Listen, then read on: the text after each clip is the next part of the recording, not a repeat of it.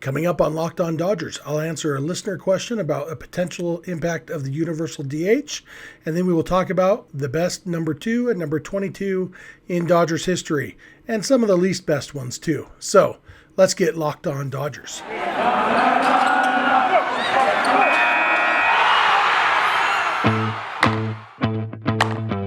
You are Locked On Dodgers, your daily Los Angeles Dodgers podcast. Part of the Locked On Podcast Network, your team every day.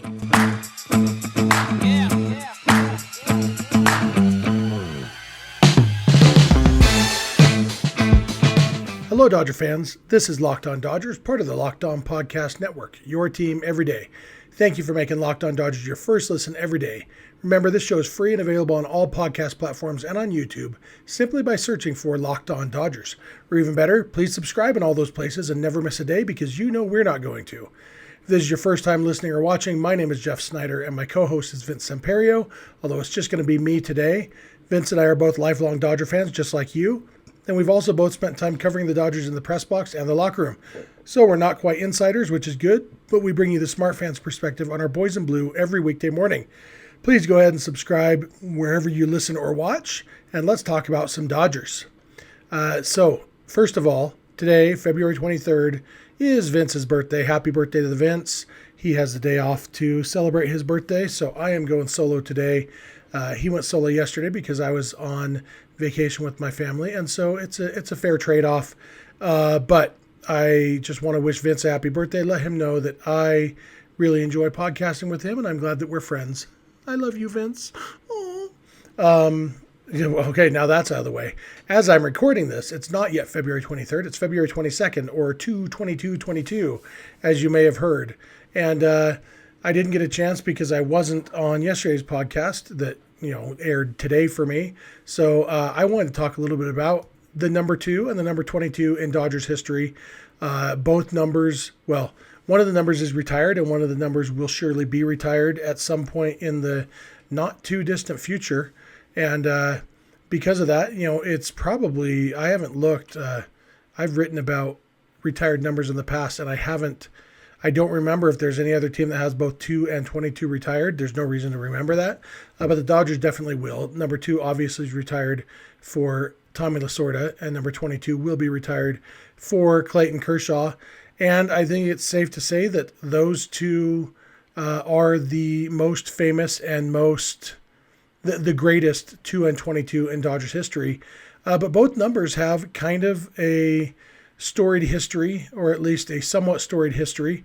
And so I wanted to talk a little bit about those numbers today. And then, like I said at the beginning, I will end this with answering a listener question about the impact of the universal DH.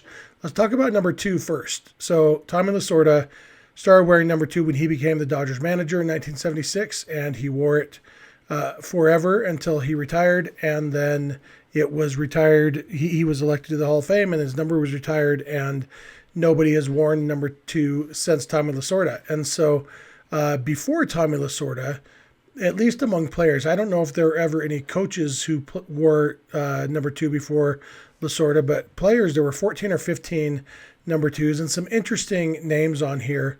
Leo DeRocher wore number 2 for the Dodgers when he was a player for the Dodgers. He was a player, and he later was a manager with the Dodgers, and I think he may have even, was he a player manager? He was a player manager for much of his career with the Dodgers, actually. Almost his entire time with the Dodgers as a player, he was also the manager. So he wore number 2, which, that it's kind of interesting that there's 2 Hall of Fame managers who've worn number 2 for the Dodgers. Other interesting names on here, Randy Jackson. Randy Jackson, not of American Idol fame. This was actually a white third baseman, not a black bass player. But Randy Jackson, really his name is the only notable thing about him. Don Demeter, who just recently passed away, if I remember right, just in the last month or two, November 29th, 2021, he passed away at the age of 86. He was one of the last surviving Brooklyn Dodgers. I think there's only maybe 10 or 12 left now. Obviously, Sandy Koufax is one. But Don Demeter played just 3 games with the Brooklyn Dodgers, got 3 plate appearances, but then played for the LA Dodgers for 3 or 4 years and played for a lot of different teams over the course of his career.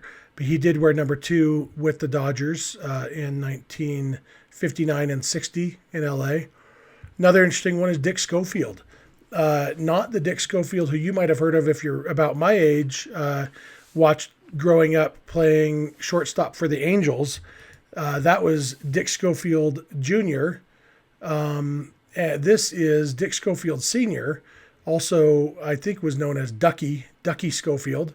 And he played for a lot of different teams in his career. Looks like 7 different teams.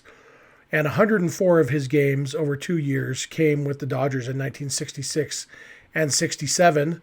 But perhaps his most notable contribution to Dodgers history, his son Dick Schofield also played for the Dodgers briefly, just 9 games in 1995. Did not wear number 2. He wore number 22. We'll talk about that in a minute. But then also, Dick Schofield Sr.'s grandson, Dick Schofield Jr.'s nephew, was Jason Worth. Dick Schofield Jr.'s sister is the mother of Jason Worth. And Jason Worth, as you know, played for the Dodgers for 2 years early in his career. He started with the Blue Jays and then spent 2 years with the Dodgers before going to the Phillies and becoming a big star. Was decent with the Dodgers and wore number 28 with the Dodgers. But so Jason Worth's grandfather, Dick Schofield, Ducky Schofield, wore number 2 with the Dodgers. Another interesting one is Zoella Versailles. I think that's how it's pronounced. Zoella Versailles only played 1 season with the Dodgers and was nothing to write home about. He was not a very good hitter at that point in his career. And interestingly, Zoella Versailles actually won the MVP award in 1965 when he was playing for the Minnesota Twins. He led the league in plate appearances, at-bats, runs scored, doubles, triples, and strikeouts. He was... I haven't ever looked to see if he deserved that MVP. I assume he didn't, based on what we know now. And let's see. Zoella Versailles, if we're going based on WAR, it was just a weak year in some ways in the American League.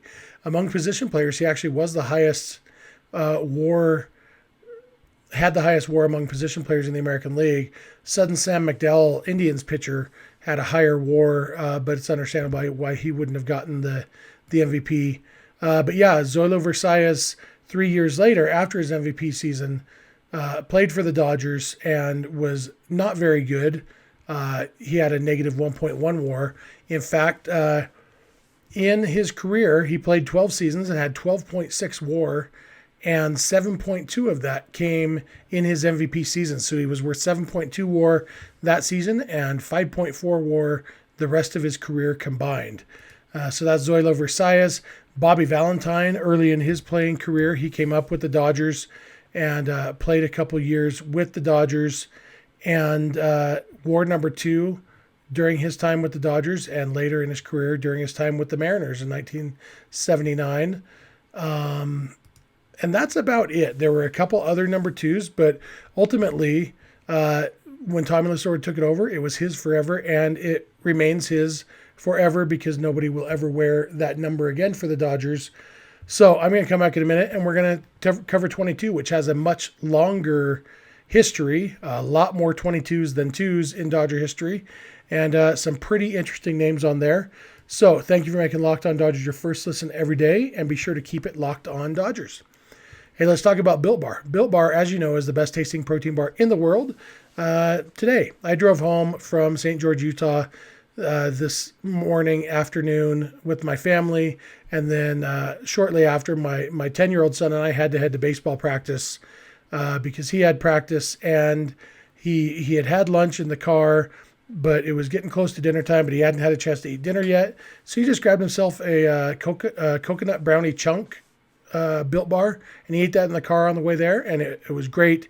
Gave him the energy he needed to do his baseball practice, and it was delicious, and he was happy to eat it. He chose to eat it, and something that a 10-year-old will eat willingly that's healthy, That's pretty awesome. Every Built bar is covered in chocolate. They're all low calorie, low sugar, low carb, high protein, high fiber. All the good lows, all the good highs, everything you want, and they are all delicious. So go to Built.com and use promo code LOCKED15, and you will get 15% off your next order.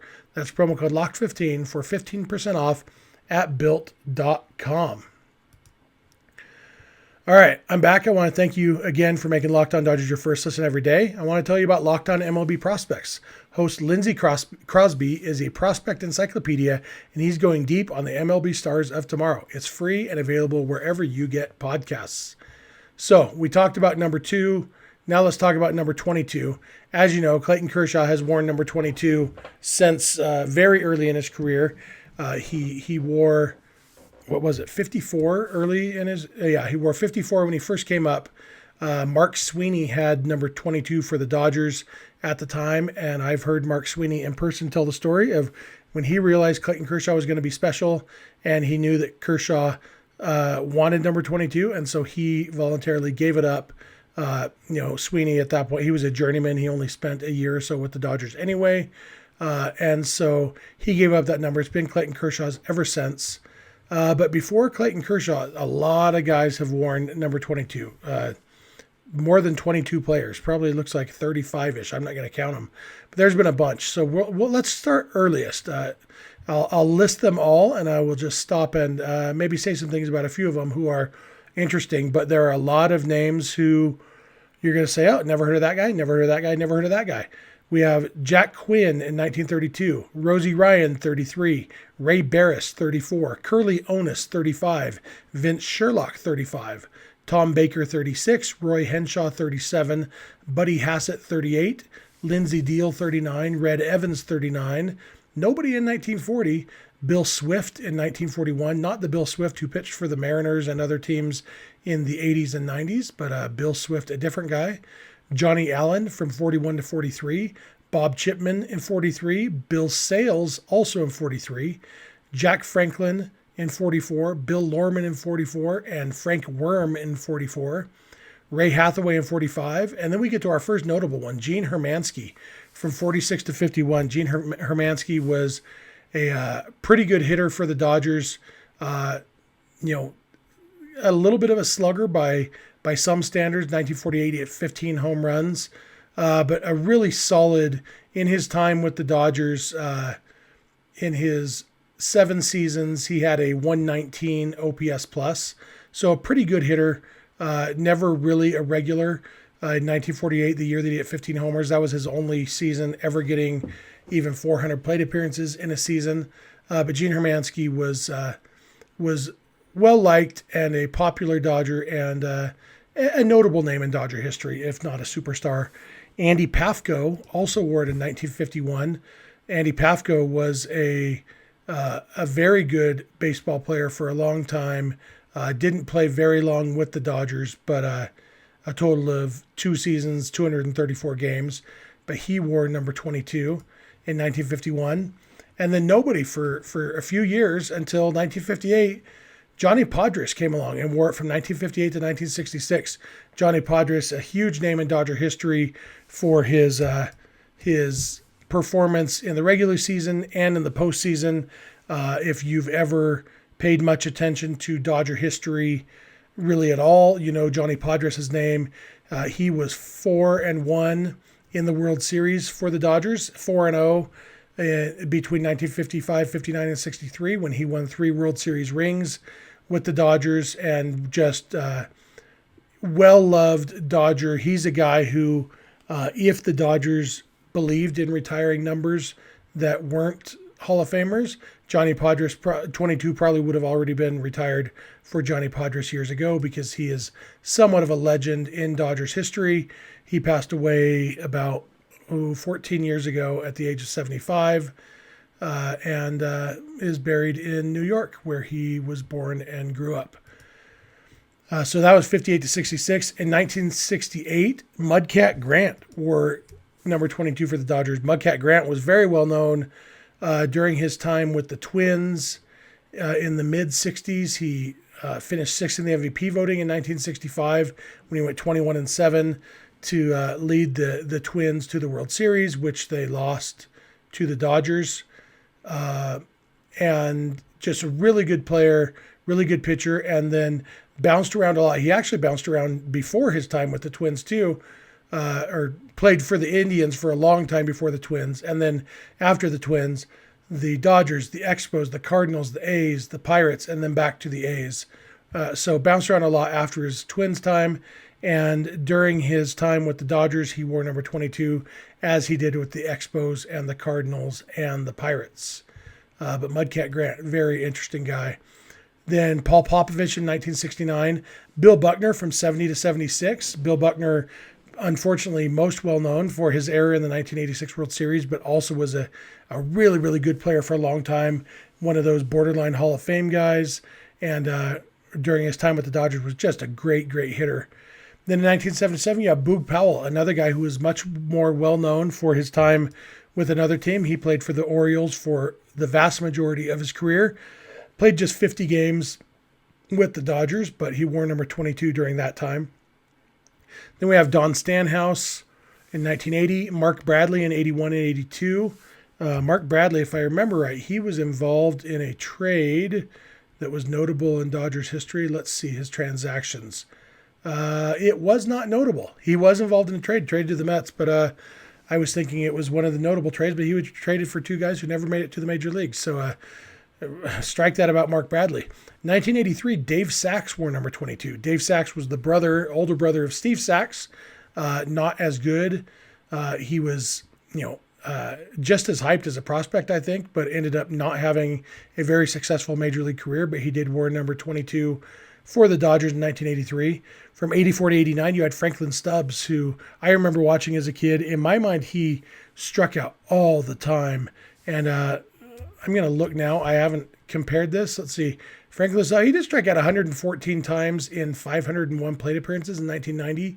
That's quite a bit. 107 strikeouts in 465 plate appearances in 1986. For the time, by the standards of the time, those are pretty high strikeout numbers. He was a pretty good power hitter, though. He hit 23 home runs in each of those 2 seasons. And, played for the Dodgers for several years, wore number 22. Then you had Don Ossie in 1990, Chad Fonville in 1995, the aforementioned Dick Schofield Jr. also in 1995.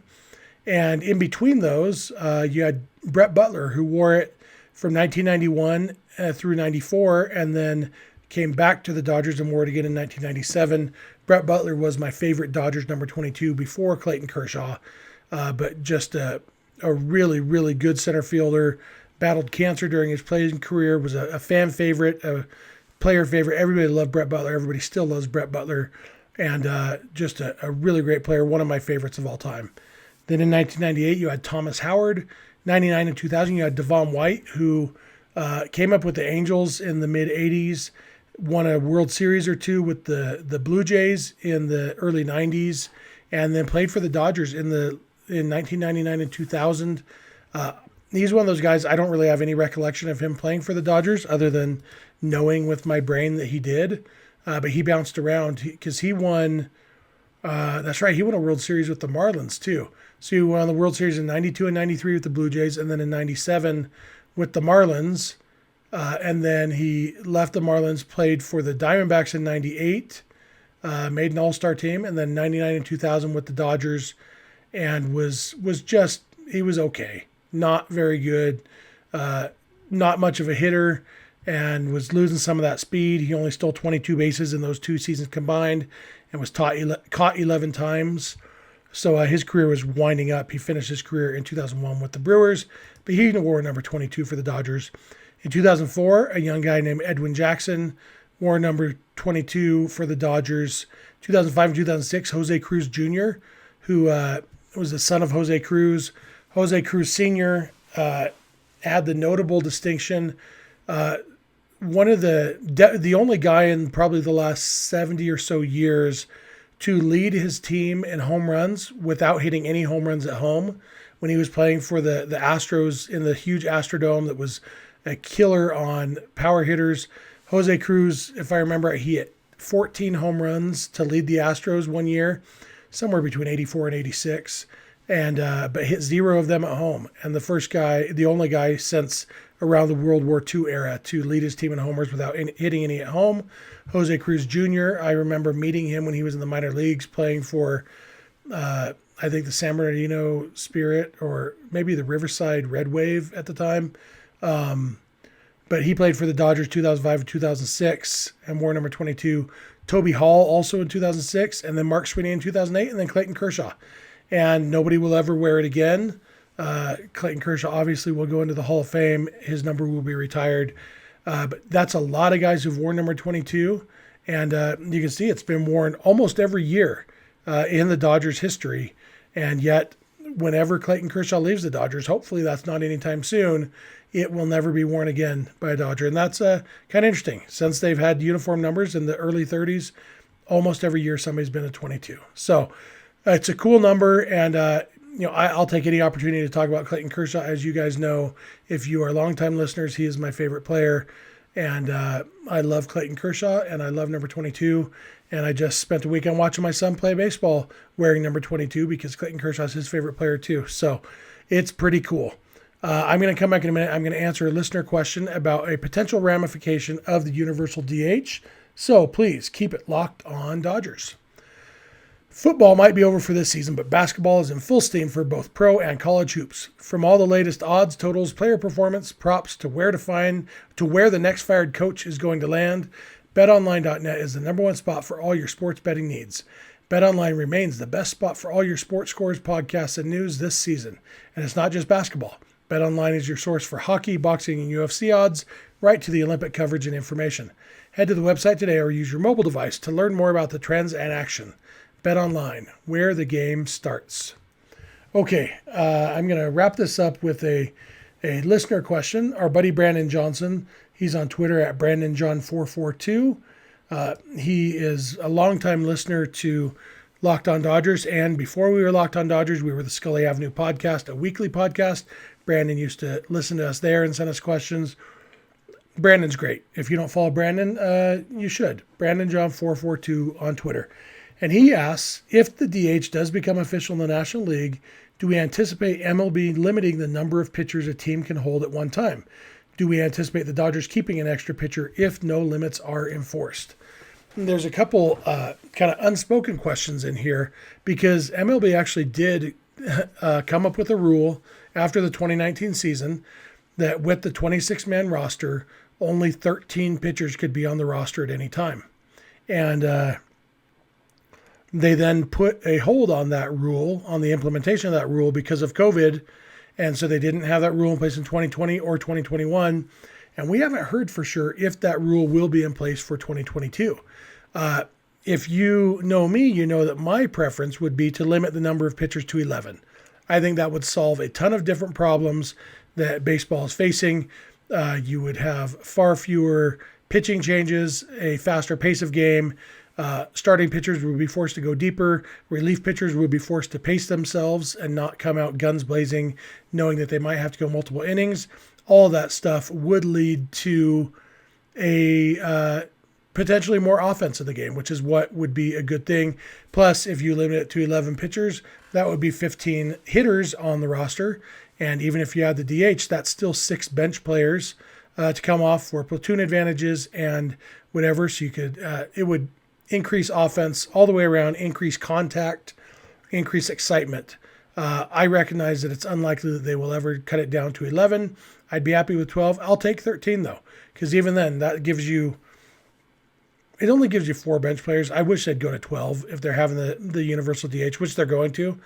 But I do expect them to actually implement this rule change that they had decided on to only allow 13 pitchers on the roster. If they don't, I could see the Dodgers, I don't know. It's going to be hard with the DH. Like I said, only 4 bench players. You have to have a backup catcher. So really you're down to 3 other bench players, and the Dodgers, I think they're going to want to use all of those bench spots. I think the Dodgers might like it if they changed the rule to 12 guys so they could use an extra bench spot. One of the things they're also talking about in the CBA negotiations is limiting the number of times a player can be optioned to the minor leagues in a season, which would affect some of the back and forth that the Dodgers and other teams do with regards to their pitchers. There's so many current ways around this system where, okay, we'll send you to the minors, and theoretically you can't be called up for 10 or 15 days, but, oh, here's a phantom injury. Okay, now we can call this guy back up.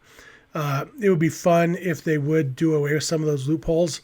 But even then, on any given day, I would like to know, okay, there are only 11 pitchers on the roster, which means there are only a total possible of 6 relief pitchers, and some of them pitched yesterday, and some of them have to pitch tomorrow. And so it really would improve offense a lot, and that would make me very happy. When Brandon asked, do we anticipate the Dodgers keeping an extra pitcher if no limits are enforced?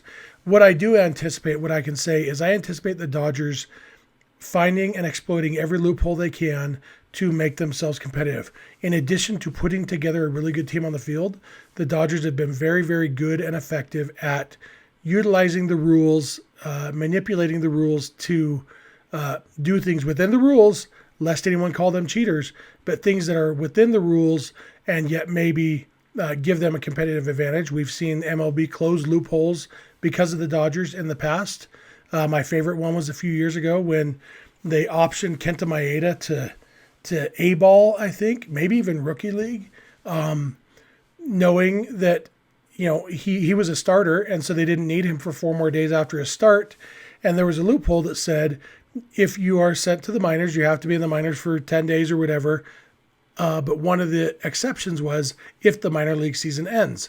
So the Dodgers, this was August or whatever, and they sent Maeda to a team whose season was ending in 2 days.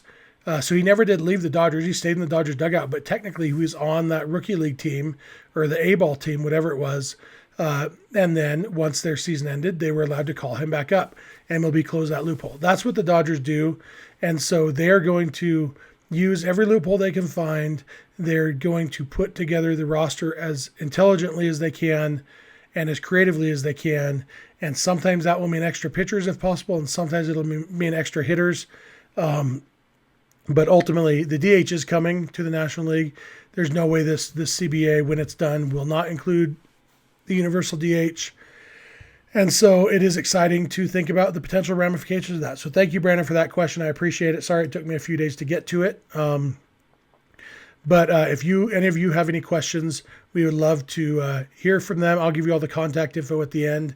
But thank you, Brandon. Thank you all for listening to this or watching this. We appreciate it. I really appreciate you making Locked On Dodgers your first listen every day. And now for your second listen, check out Locked On MLB, where Paul Francis Sullivan, please call him Sully, brings you his unique perspective on the major leagues past and present. It's free and available wherever you get podcasts. If you aren't watching or listening to Locked On Dodgers every day, we would love if you add 1 or 2 days a month to your rotation. If you have friends or family who might enjoy it as much as you do, please tell them about it. We would love to have more listeners. You can follow us on Instagram and Twitter at Locked On Dodgers. Vince is on Twitter at Vince Samperio. I'm on Twitter at Snidog, and the DMs are open in all of those places. Our email address is lockedondodgers@gmail.com. And our phone number for voicemails or texts is 323-863-LOCK, 5625. We are here every weekday morning, and we hope you'll be here with us. When you get in your car or sit on your couch, tell your smart device to play podcast Locked On Dodgers. And remember, you don't have to agree, you just have to listen. We'll talk to you tomorrow.